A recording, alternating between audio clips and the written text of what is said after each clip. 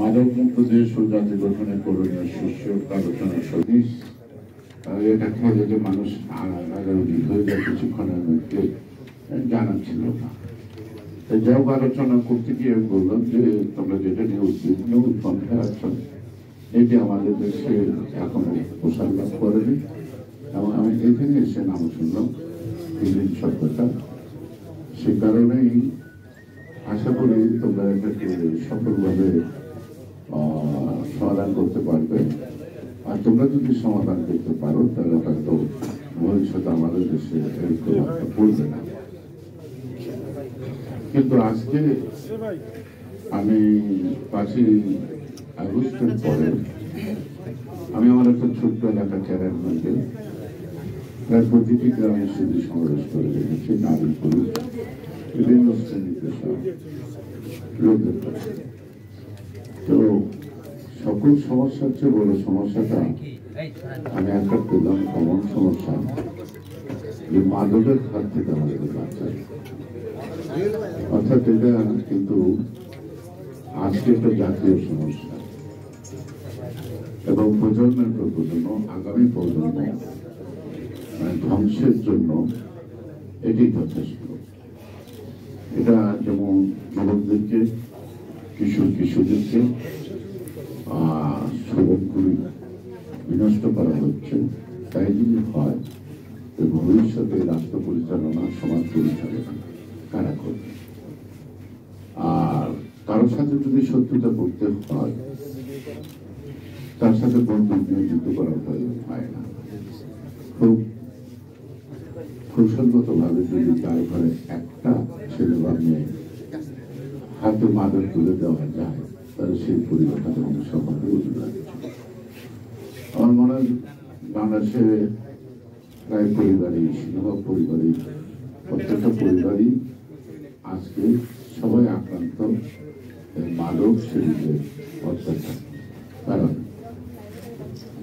এখানে আমরা শৈশবে দেখেছি বিভিন্ন উৎসবে তারা দেশেও কোনো কিছু দিয়ে নিজের বানাতো খেত, বোঝা যেত একটু নেশাটা সাথ পায়, কিন্তু এটা ব্যাপকভাবে সমাজে ওই একটা বিশেষ দিন হয়তো এটা আমরা দেখে আসছি।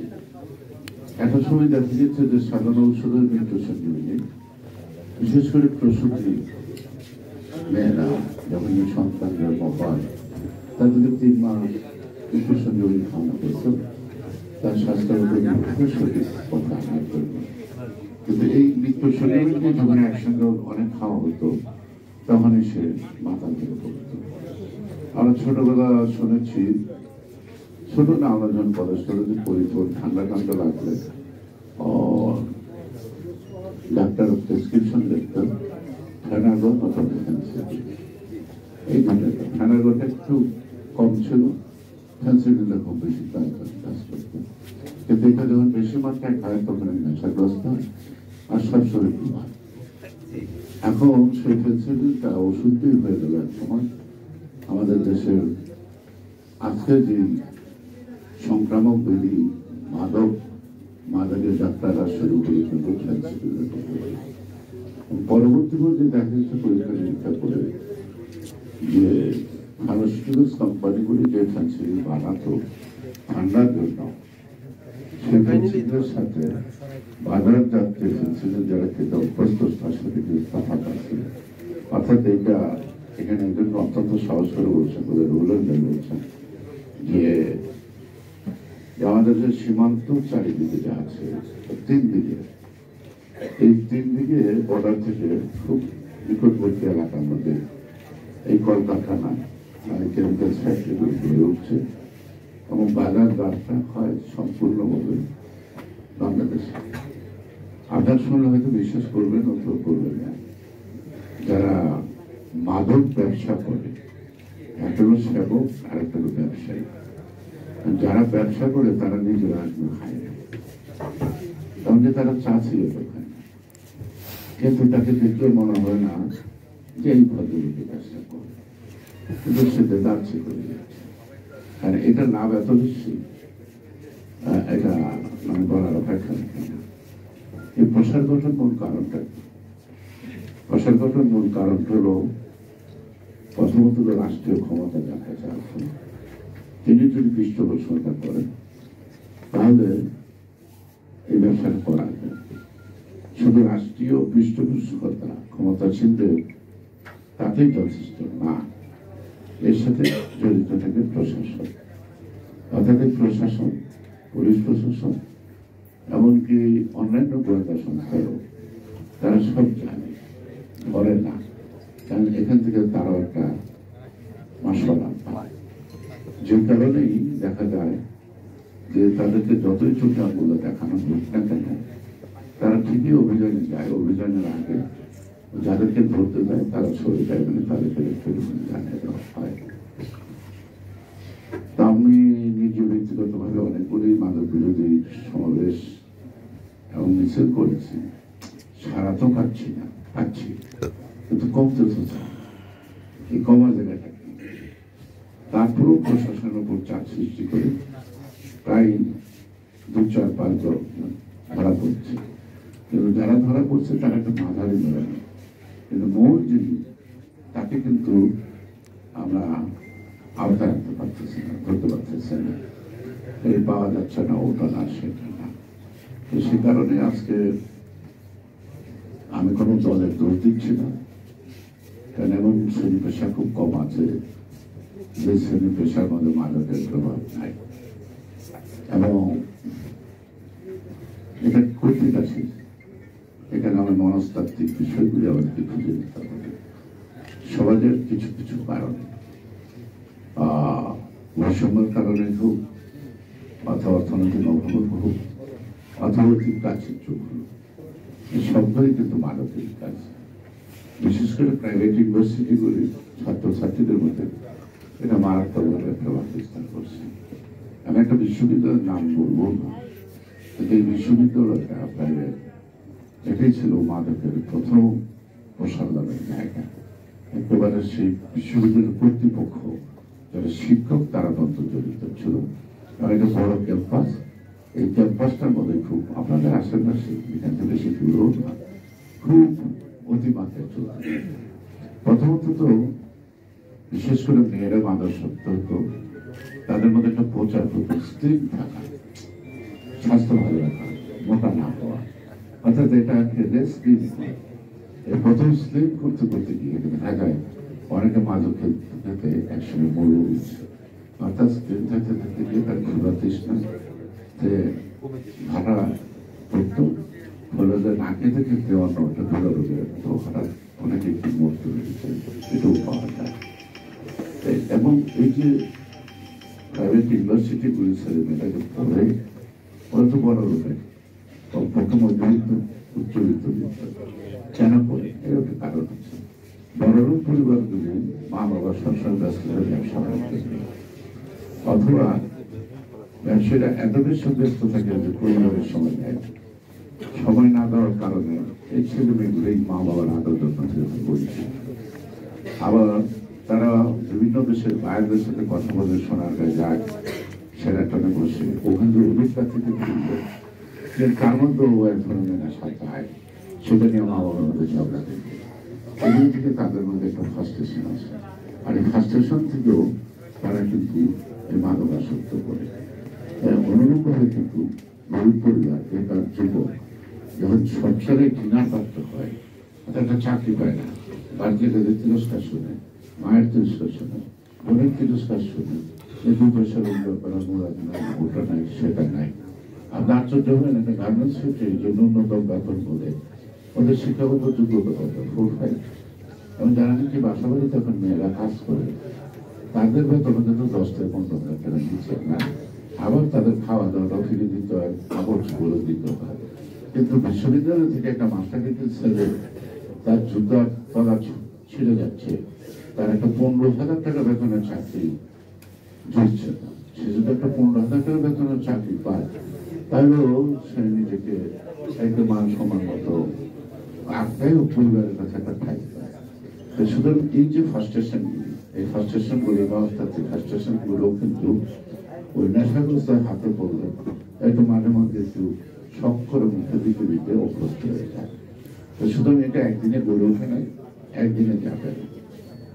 আর এনাম বা আরেকজন বলতো যে ইয়েতে জেলখানা, জেলখানা তো মাদকের সবচেয়ে বড় জায়গা, এবং ধরে নিয়ে দেয় ঠিকই। তো এরকম মাঝে মাঝে দেখলে জেলাতে ডাকতাম, তখন কিন্তু নাগার গন্ধ, এটা গন্ধ, সেটা গন্ধ, উপেন খায়, তোর কিছু বলছো না, বলে স্যার একটু খাইতে না দিলে আপনারা থাকতে পারবেন না। কারণ এটা যখন নেশা চাপে তাদের মাথা নষ্ট হয়ে যায়। আর একটু খেতে পারলে তখন ওরা খুব ঠান্ডা ভদ্র করবে, আপনার সাথে কথা বলবে এত সুন্দর ভাষায় যে মতো ছেলেগুলো হয় না। এটা কিন্তু প্র্যাকটিক্যালি দেখছি জেলখানার মধ্যে, অর্থাৎ জেলারাই মাদক জোগাড় করে ওদেরকে ভালো রাখার জন্য, শান্ত রাখার জন্য। তাহলে আমার অল্টারনেটিভটা হলো পরিচর্যা কেন্দ্র, অর্থাৎ শুরুতেই যদি তাকে চিকিৎসা করানো যায় এবং একবার যদি তাকে চিকিৎসার মধ্য দিয়ে বিরত রাখা যায়, সেটার উত্তম পন্থা। আর এটা যদি অতিমাত্রায় হয়ে যায় প্রাথমিক পর্যায়ে থেকে, কারণ চিকিৎসা তো সহজে মাদকাসক্তি যায় না, কারণ তার ব্লাডের মধ্যে এভাবে মিশে যায় এবং ব্লাডের যে রক্ত তৈরির সেলগুলো বিনষ্ট হয়ে যায় না, এবং একসময় এই সেলগুলো নিস্তেজ হয়ে যায় না। প্রথম খায় ভালো লাগে, কিন্তু আস্তে আস্তে যখন ব্লাডের মধ্যে একটা ছড়িয়ে পড়ে বডিতে, তখন একদম কিন্তু নিস্তেজ হয়ে যায়। তখন চেহারা দেখতে বোঝা যায় যেটা একটা মাদক আসক্ত, এবং এদেরকে ভয় পেয়ে মানুষের থাকাটা দিয়ে থাকে উৎপাদ থেকে বাঁচছ। তো সুতরাং আপনার সমাজের এই প্রত্যেকটা জিনিসগুলো কিন্তু খুব মারাত্মকভাবে আমাদের খেয়াল করা দরকার, কি কি কারণে এটা হয়। আরেকটা আমাদেরকে সিনসিয়ারলি এই ব্যাপারে জিরো টলারেন্স থাকা। আপনার ওয়ান স্টপ ইয়েতে সেন্টারে পাঠান, তাকে গ্রেফতারি করে তাকে সাথে সাথে চিকিৎসা করার একটা প্রচেষ্টা থাকা দরকার। এই প্রচেষ্টা যদি না থাকে, যারা মাদক আসক্ত হয়েছে তাদেরকে বাঁচাতে হবে, তাদেরকে বাঁচাতে হবে। আর এখন তাদেরকে বাঁচাতে পাশাপাশি যেটা বলা, যেটা এই যে বিভিন্ন অঞ্চল দিয়ে মাদক আসতেছে, তো মাদকের চালান ধরা পড়ছে, মাঝে মাঝে পাওয়া যায়, কিন্তু 3 মাসের মধ্যে মাদকের চালান ধরা পড়ছে, এই নিউজ কিন্তু পত্রপত্রিকায় নাই। বর্তমান যে সরকার আছে, সেই সরকারের কাছে আপনি কি আশা করেন? কারণ এই সরকার যে কি করতে চায় আমি বুঝি না, আর তারা নিজেরাও জানে কিনা বোঝে কিনা যে তারা কি করতে চায়। তারা কেন একটা ব্লক ধান্দার মধ্যে পড়ছে, সংস্কার করতে সব পরিষ্কার হয়ে গেছে, কিন্তু রাষ্ট্র কিন্তু চলছে না। যাদেরকে ব্যবসা বাণিজ্য করেন বিভিন্ন ডিপার্টমেন্টে যান, আপনাদের হাইলাইট করেছে, যাদের বিল বাকি আছে, অপরাধ আমলে কাজ করছে, তারা কিন্তু বিল পাচ্ছে না। আবার একই জিনিস দেখবেন যে প্রকিউরমেন্ট যে সিস্টেমটা আছে, পার্সেন্টেজ প্রকিউরমেন্ট, সেটা মধ্যে আছে 5 বছর বা 10 বছরের অভিজ্ঞতা রাখে। সে 5 বছর বা 10 বছরের অভিজ্ঞতা সম্পন্ন ব্যবসায়ী তো সব আওয়ামী লীগের আমলে। এখন নতুন করে কোনো গ্যারান্টি আছে ওইদিন ব্যবসা করতে পারে না, তারা কিন্তু নতুন করে ব্যবসায় প্রতিযোগিতা করা বা টেন্ডারটা কেনারই তাদের কোনো সুযোগ নাই। তাহলে সরকার কি করতেছে? তাহলে সরকার আগের জিনিসই আগের জায়গায় রাখতেছে। আর এই যে একটা সরকার 16 বছর থাকলো, প্রশাসনের বিভিন্ন বিষয়গুলি যারা আছে তাদের সহযোগিতা ছাড়াই লুটপাটটা তো পায় নাই। আর তাদের সহযোগিতা পাশাপাশি এই প্রশাসনের লোকরাও তো বেনিফিটটা দিচ্ছে। তারা যার যার জায়গায় বসে আছে, তাদের শ্রেণীর স্বার্থেই তো সেই দুর্নীতিটা চলমান আছে, অথবা উচ্চ হারে কেনার প্রবণতা আছে। আর প্রশ্নটা হলো যে মানে এদের একটা থাকে, বাজেট থাকে, ডিপার্টমেন্টে যে জিনিসটা করবে বাজেটটা কত, তাহলে আগের বাজেটের সাথে তাল মিলিয়ে তো বাজেটটা হয় নাকি? অর্থাৎ আগের বাজেটটা যদি 200% বেশি হয়ে থাকে, 300% বেশি হয়ে থাকে, সেই টাকাটা যদি লুটপাট হয়ে থাকে, তাহলে সেই বাজেটের সাথে সামঞ্জস্য রেখে কিন্তু নতুন বাজেটটা হচ্ছে। তা না হলে তাদের অতীতের পার্সেলগুলি সব করাপশনের মধ্যে পড়ে যাবে। সেই কারণে যার কাছে এই বাজেটের কাগজটা থাকে, তিনি নির্ধারণ করবেন কাগজ কে ব্যবসাটা পাবে। কারণ ওই বাজেটটা, ওই যে আছে মূল্যটা আছে, ওই মূল্যটা যাকে কানে কানে বলে দেয়, সেই হয়তো 5% দিয়ে তারা ব্যবসাটা পায়। তাহলে কিন্তু আওয়ামী লীগের আমাদের লুটপাট যারা করছে, ব্যবসা কিন্তু তাদের খাতায়। নতুন করে কিন্তু সব ব্যবসায়ী বা প্রতিযোগিতা করবে, সেই প্রতিযোগিতা করে কিন্তু কাজ আনা সম্ভব না। যদি সম্ভব না হয় তাহলে যে আমাদের যে অর্থাৎ পাকলিত ব্যয় করা হয়, এই পাকলিত ব্যয় যদি আগে থেকে 200-300% বেশি থাকে, তাদের এটাকে হালাল রাখার জন্য এই প্রক্রিয়া চলবে, অর্থাৎ ব্যয় চলবে না। অর্থাৎ কম্পিটিটিভ মার্কেট তৈরি করতে গেলে আপনাকে ওপেন করতে হবে। এই সরকার কি তা ভালো হচ্ছে? ভালো নাই।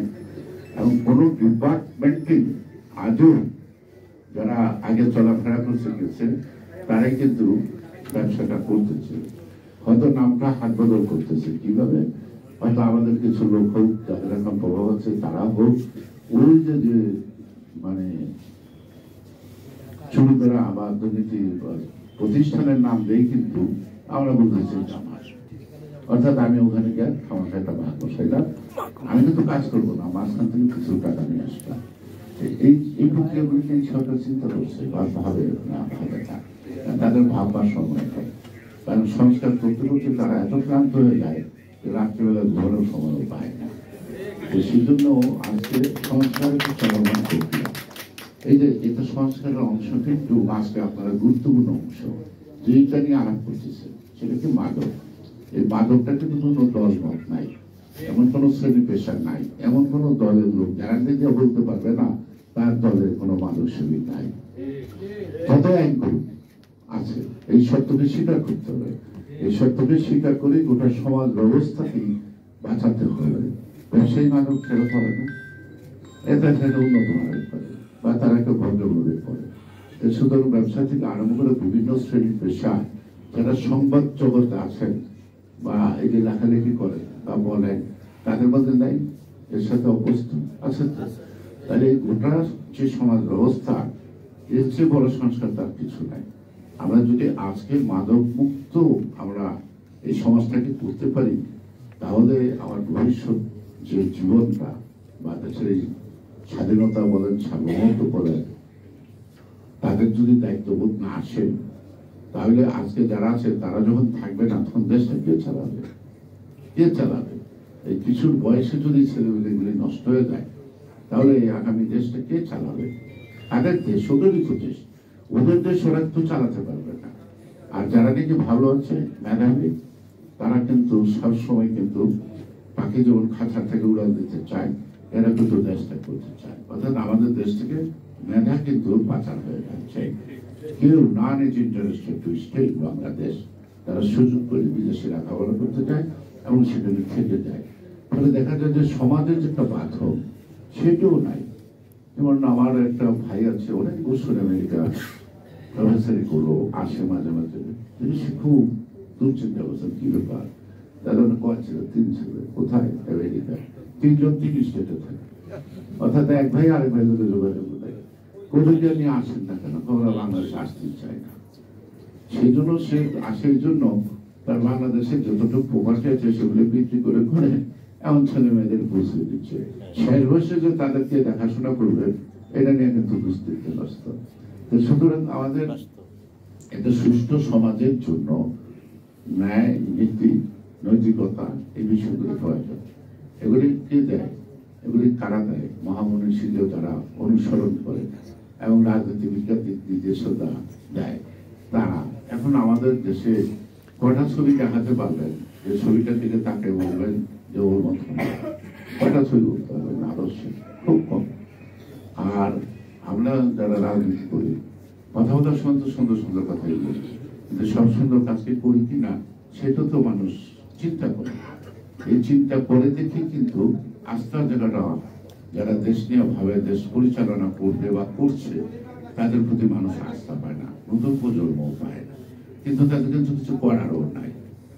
সেই কারণেই বলছি যে এই সরকারকে বলবো, এই সংস্কারটা আগে করেন, এই সংস্কারটা আগে করেন এবং সবাইকে একসঙ্গে করে করণীয় নির্ধারণ করেন। আপনার প্রশাসনকে ঠিক করেন, জনগণ থেকে ঘুষ খাও, বাট মাদক থেকে যদি ঘুষ খাও, 4 কিলো টান খাও। এবং পুলিশ ফাঁড়ি, যখন ছোট পুলিশ ফাঁড়িগুলি আছে না, মাদকের আঁকড়াটা কিন্তু ফাঁড়ির আশেপাশে।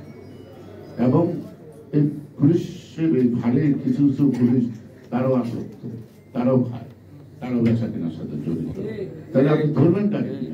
আমি একবার আমার বাড়ির পাশে একটা বাজার, হঠাৎ করে হাঁটতে গেলাম, গাড়ি নিয়ে গেলাম না, তো সামনে দেখে একটা পুলিশের জিপ, কিন্তু পুলিশগুলো ঢুকতে শুরু করছে।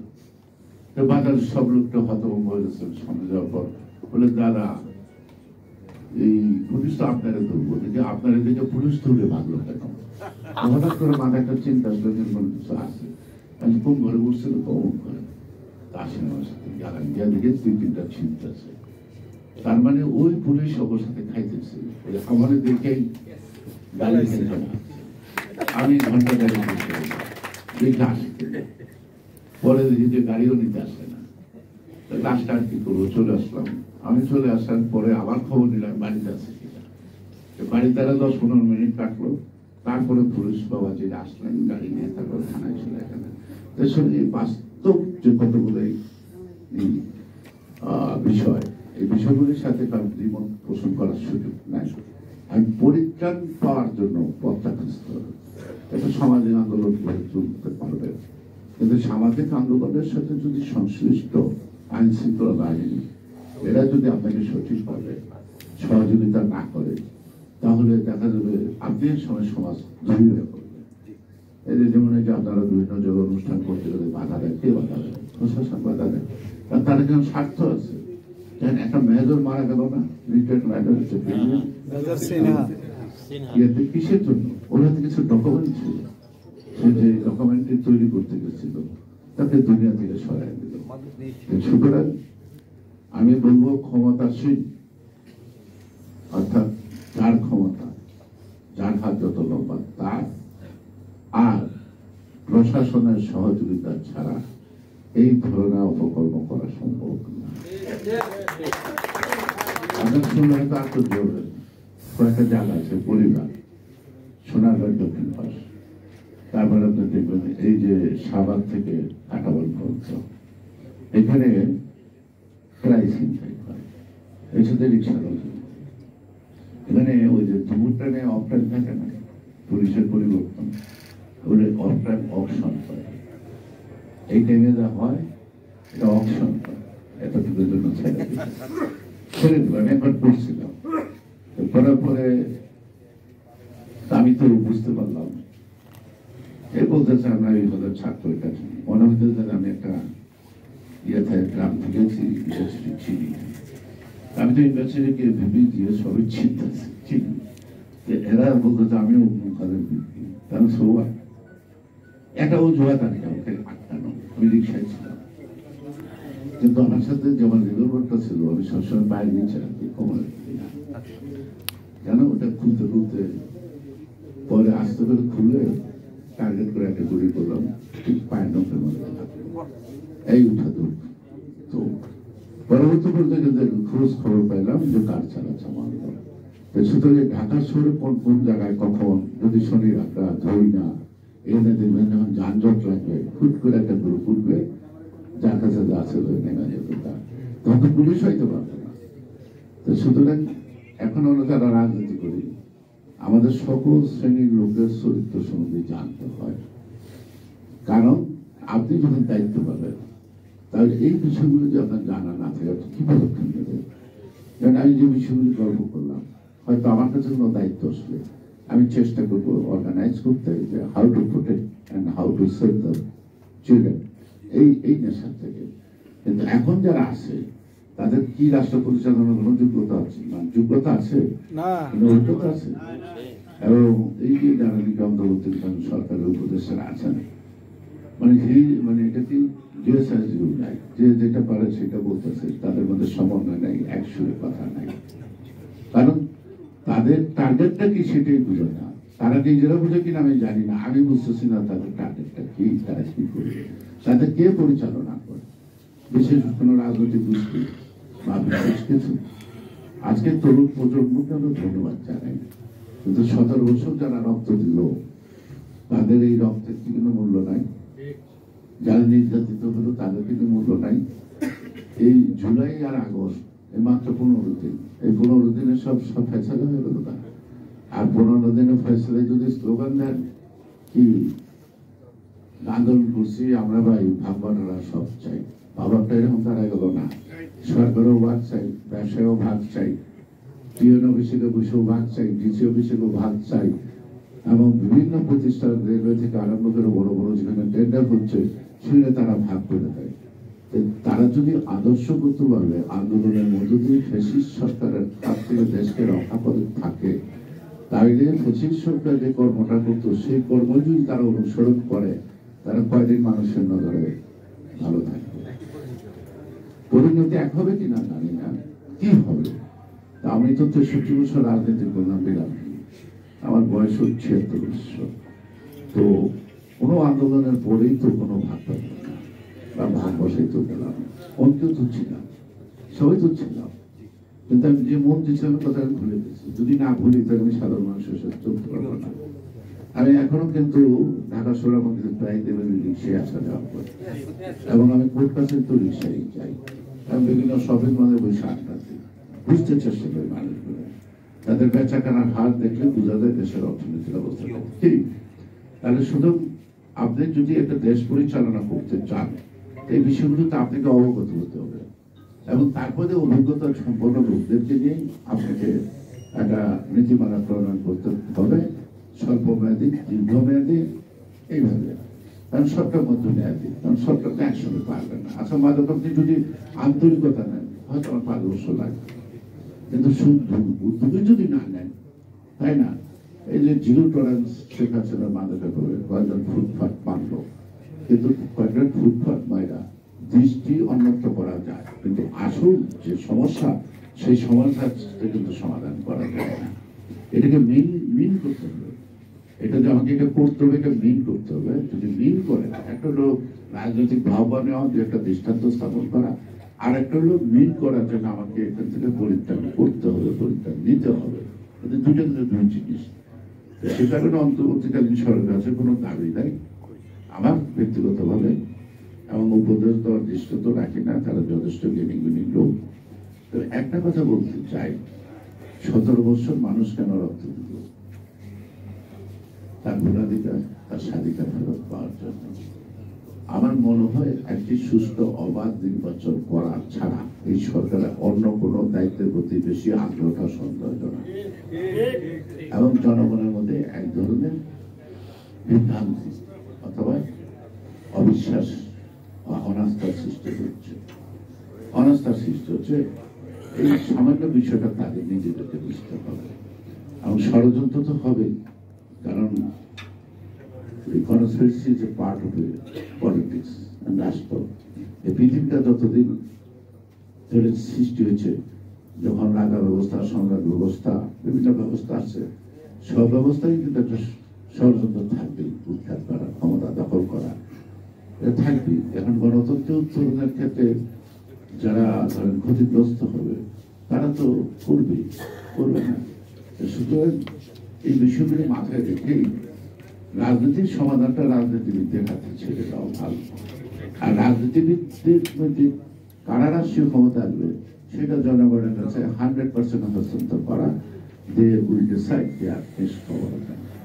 এবং জনগণই কিন্তু রায় দিতে ভুল করে না, জনগণ জনসভা করে না, মনে মনে এক হয়ে যায় নাকি? ওই গানের মতো, পাগল মন কেন এত কথা বলে না? 40 সেরে মন হলে 80 তোলার সেরে হলে 40 সেরে মন, মনে মনে এক না হলে মিলে না ওজন। সুতরাং জনগণ কিন্তু ওজন মিলিয়ে ফেলে। তাদের প্রত্যেকের মনে কথাগুলো সোশ্যাল মিডিয়াতে যখন গণা হয়, তখন দেখা গেছে আমরা তো স্বীকার করি যে বাংলাদেশের জনগণ কখনো কোনো সিদ্ধান্ত নিতে ভুল করে না। আমরা যতই নিজেদেরকে উচ্চ শিক্ষিত ভাবে, বড় পলিটিশিয়ান ভাবে, কিন্তু আমাদের দুর্বলতাটা হইল আমরা যাদেরকে পাবলিক করি, যাদের বুঝাইতে দেয়, পাবলিক যে আমাদের চেয়ে ভালো বোঝে, এইটাই আমরা বুঝি না। যেমন আজকে সরকার অর্থাৎ জনগণ কি চায় সেটা বুঝতেছে না। সেই কারণে মাটি ও মানুষের কাছে না গেলে মানুষ কি চায় তা বোঝা যাবে না। আর মানুষ যা চায় তা যদি আমি বুঝতে না পারি, কখনোই জনগণকে আমি সন্তুষ্ট করতে পারবো না। আর যদি ক্ষমতা মানে হাত বদল হয়, হাত বদলের মানে এরা এতদিন কামাইছে, আমরা অতদিন কামাবো, এটা হয়, তাহলে রাষ্ট্র জাহান্নামে যাবে। এই রাষ্ট্রের মানুষ টিকে থাকতে পারবে না। এখন শুধু শিক্ষিত অশিক্ষিত সব কেন কি দেশে আসতে চায়, কেন দেশে থাকতে চায় না, এই কথাটা তো আমার ভাবতে হবে। তার মানে হলো এই রাষ্ট্রটা, এই দেশটাকে আমরা বসবাসের জন্য নিরাপদ উপযোগী করতে পারি না। আমরা যারা অর্থবিত্ত আছে, যদি আমি জীবনে কোথাও যাইনি চিকিৎসার জন্য, এমনকি বাংলাদেশের কোনো হসপিটালে এখনো ভর্তি হইনি, প্রয়োজন হয়নি। তো যারা যায়, যেসব মন্ত্রী মিনিস্টাররা রাষ্ট্রপতি, তাদেরকে একবার লজ্জা লাগে না যে যেই দেশে আমার চিকিৎসা করার হসপিটাল নাই সেই দেশের মানুষগুলো চিকিৎসা করবো কোন দায়িত্ব তো তাদের। It was their responsibility to provide the whole facility, নাগরিক অধিকার, মৌলিক অধিকার। আমি একটা ছোট্ট কথা বলে শেষ করবো। একবার প্রেসিডেন্ট জিয়াউর রহমান আমাদেরকে হঠাৎ ডাকলেন 2টার দিকে, আমরা তখন সংসদে বসা নিচে গেলাম, দেখলাম যে উনি খুব একটা উৎকণ্ঠার মধ্যে ঘরে পায়চারি করতেছেন, প্যান্ট পরা একটা গেঞ্জি গায়ে। খেলার মতো আগ্রহ করে নিয়ে বলে যে আমার সময়টা কাজ ছিল না, আমি আজকে ছুটি দিয়েছিলাম, একটু রেস্ট নেব, কিন্তু 11টার পরে দেখি আমি আর কিনতে পারতেছি না, আর বেটারা তো চলে গেছে ছুটি নেওয়া, এখন বাবু মানে যেতেও পারবো না। কাজ ছাড়া মানুষ বাঁচে কি করে? এটি আমার আজকে নতুন অভিজ্ঞতা হলো। কাজ ছাড়া মানুষ বাঁচে কি করে? তো আপনাদেরকে ডাকছি, আমি যতক্ষণ না বলবো ততক্ষণ পর্যন্ত আমাদের সময় দিবেন। তা আমরা 2:30 থেকে রাত্রি 10:30 পর্যন্ত ওনার সামনে গল্প শুনলাম, গল্প করলাম। এখানে উনি একটা শুনে বললো, জিজ্ঞেস করলো যে আমার পরিবারের লোক কয়জন? বললাম যে আপনি আছেন, ম্যাডাম আছে, শুনছি আপনার 2টা ছেলে আছে। কারণ উনি তো এইভাবে ঘুরতেন না সবাই, ওনার আত্মীয় স্বজন চেনার সুযোগ ছিল না। উনি বললো যে হ্যাঁ আমার 2টা ছেলে আছে, দেখার নেই, আচ্ছা একসঙ্গে দেখাবো। তো তাহলে কি দাঁড়ালো যে আমরা 4 জনের সংসারের নামে। তাহলে আপনারা যে বক্তৃতা বলেন আফ্রো আমেরিকার কি ল্যাটিন আমেরিকার নির্যাতিত নিপীড়িত সেই মানুষের নেতা জিয়াউর রহমান, আমি যদি 4 জন পরিবারের লোক হই, তাহলে এত কথা বলেন কেন? আমার পরিবারের লোক হলো 10 কোটি।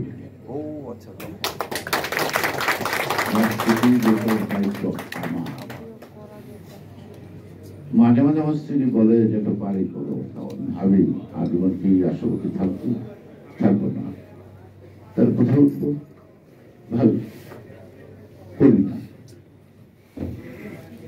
হ্যাঁ বললেই হয়ে যায় জানি রাজপ্রাসাদ, আর ওরা যে আমার রাজপ্রাসাদ থেকে কত লুটবে তারও তো খবর নাই। এই বলে যে আপনারা কি কমলপুর রেজিস্ট্রেশনে গেছেন, ট্রেনে উঠছেন, ট্রেন থেকে নামছেন, তাই না? হ্যাঁ, তারপরে যে কত লোক ট্রেনের মধ্যে রাত্রেবেলা ঘুমায়, প্ল্যাটফর্মে দেখছেন। আমি একদিন রাত্রি 12টার পর তেজগাঁ রেজিস্ট্রেশন করে কমলাপুর গেলাম, 2 ধারে বসতে, তাকে দেখলাম। সদরঘাট টার্মিনাল একবার গেলাম অনেকটা থেকে, তাকে দেখলাম টার্মিনালের নিচে কাঁচা জায়গা আছে, সেখানে মানুষ ঘুমায়। একজনের মশায় কামড় খেলে আরেকজনের থাপ্পড় আরেকজনের গানে পড়ে দেওয়া হয়ে লাগে। 2-4টা কাঁথা এদিক দেয়, একবার ওদিকে যায়, ওদিকে যায়, অনেকক্ষণ তাকে দেখলাম। ওদের তো বাড়ি ঘর খাই, আপনি তখন কথা উত্তর বলছেন ওদের সামর্থ্য নেই। আমরা ব্যর্থ। 5টা মৌলিক অধিকার, খাদ্য, বস্ত্র, বাসস্থান, চিকিৎসা, এটা রাষ্ট্রের দায়িত্ব, এটা গরিবকে ফেলে দেওয়ার দায়িত্ব না। সেটা আমরা ফেল করছি। Young man let us know than war. ওদের যদি বাসস্থান হয়ে যায় আপনার আমারও হবে, ওদের যদি লেখাপড়ার জায়গা হয় আপনার আমার সন্তানেরও হবে। তার মানেটা কি? যেটি নিজেকে ভাবে না, জানে জনগণ নিয়ে, দেশকে নিয়ে। এমন রাষ্ট্রপ্রধান, এমন রাষ্ট্রনায়ক কিন্তু বাংলাদেশে অতি জরুরি আমাদের জন্য। আর এদের সংস্কার নিয়ে আমি সমালোচনা করছি না, সংস্কার চলমান প্রক্রিয়া, এই যে একটা বড় ইস্যু, এটারও তো একটা সংস্কারের অংশ। আমরা তো 31 দফা দিয়ে দিচ্ছি, তার মানে 31 দফা যে আমি 31 দিনে পারবো বা এক সরকারের মেয়াদে তাও না, আমাকে অনেক কিছু পারতে দেবে, অনেক কিছু, কিন্তু আমি সূচনা তো করতে পারবো। যে কি সব শেষ করে গেছে না, শুরু করে গেছে, এমন কোন সেক্টর নাই শুরু করে যায় নাই, কিছুটা আগাইছে, কিছু আগাইছে, কিছুটা ফাউন্ডেশন করেছে, তাই না? তার মধ্য দিয়ে আজকে আপনারা যারা গার্মেন্টস সেক্টরে আছেন উনি সূচনা করছেন। আজকে এটি হয়েছে আমাদের বৈদেশিক মুদ্রা অর্জনের একমাত্র একটা ক্ষেত্র। আর একটা ক্ষেত্র মূর্খ শুল্ক যারা কামলা দিতে বিদেশে যায়, এই শ্রমবাজারটা উনি দখল করছে, প্রশিক্ষণের মাধ্যমে যোগ্য করে পাঠিয়েছে। এই দুটি ছাড়া আমাকে বৈদেশিক মুদ্রা অর্জন করা আর কয়টা ক্ষেত্র আছে, আর কয়টা ক্ষেত্র আছে নাই। সেজন্য বলতেছি যে একটা কাজ শুরু করতে হলে ফান বলছে নাথিং ইম্পসিবল, বাট সবচেয়ে কাজটা হলো শুরুটা। শুরু যদি একবার হয়, এটা শেষ করার লোক পারা করে আসবে। সুতরাং এক সরকার করবে, আরেক সরকার ভাঙবে, এক সরকার এক নাম দিল, আরেক সরকার এক নাম দিবে, এটা কিন্তু কোনো সুস্থ চিন্তা না। আপনি দেশটাকে আগে নেবেন, পিছিয়ে দাঁড়াবেন, আপনি আরো নতুন করে নেন। বাপের নামে কলেজ করবেন, নিজে করেন না, একটা না করার তো নাই, আরেকটা কলেজের নাম পাল্টাবেন বাপের নামে করতে করতে। এই যে ফিতা কাটার এই যে নামকরণের যে ঝলক, এখন তো এই ছবিও অনেক রক্ষা উচ্চ কথা না পাহারা দিয়া আর কত ভাঙাভাঙি হলো, এটা দুঃখজনক। একটা জিনিস বানাইলে যদি জনগণ এটা ভাঙিয়েই ফেলবে, তো সেই জিনিসটা বানাই কেন বানাবো? আর আমি একটা জিনিস বানালাম জনগণ যাতে না ভাঙে, তার জন্য জনগণের আস্থা তো আমাকে অর্জন, ভালোবাসা তো অর্জন করতে হবে। সে কারণে বলবো, আপনারা যারা সাংবাদিক আছেন আমার কথা ভুল বুঝবেন না, আমি সংস্কার বিরোধী না, কিন্তু সংস্কারের নামে কুসংস্কার এটাকে আমি পছন্দ করি না। এই কুসংস্কার দেখছেন তারা কিন্তু সংস্কারের কথা বলছে, ওরা ছিল কুসংস্কার। আজকের সেই কুসংস্কারের আবর্তন জন্য আজকের সংস্কার ছোড়াবাড়িতে ডুবে না। And the people's needed the free and fair election. I think they have to ensure the election, nothing more. এবং নেক্সট গভর্নমেন্ট এই সংস্কারগুলি বিভিন্ন দল থেকে আস্তে আস্তে মতামত গড়ে দিতেছে, একটানা হচ্ছে। নেক্সট যে পার্লামেন্ট আসবে সেই পার্লামেন্টের দায়িত্ব দিতে হবে এই সংস্কারগুলি করার।